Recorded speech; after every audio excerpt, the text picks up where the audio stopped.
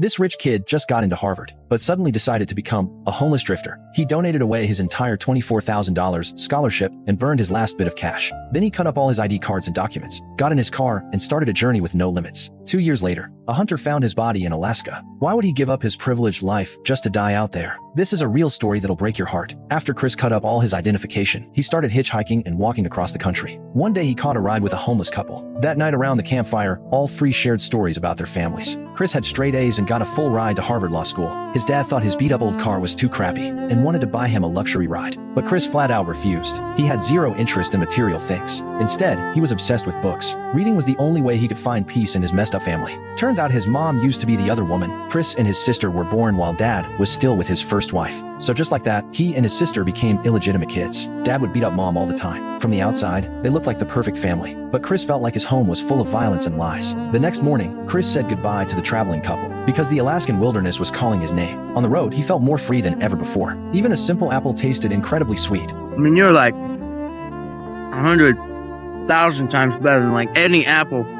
I've ever had.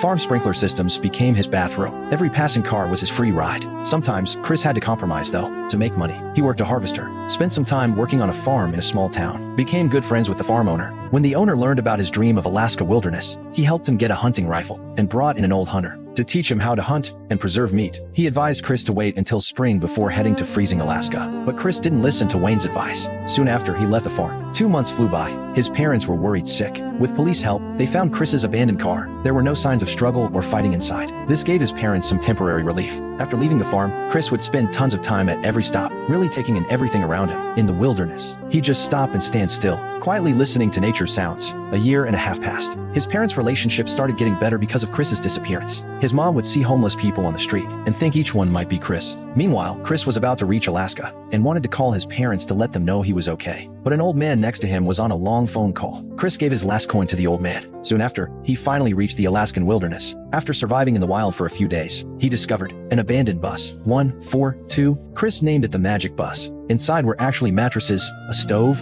lighters, and other supplies. Chris absolutely loved his current lifestyle. When hungry, he'd grab his gun and hunt in the mountains. But just as he aimed at a caribou, he noticed the old deer had its baby behind it. Chris couldn't bring himself to do it, and gave up what could have been his winter food supply. But being soft-hearted quickly got him into trouble with no game. His stomach growled as he got thinner each day. He kept punching new holes in his belt, tightening it notch after notch. By week 7, the weather warmed up. Small animals returned to the area. Chris finally got to eat meat again. He could even bathe in the river under the warm sun. That day he spotted a massive moose. If handled right, it could feed him for months.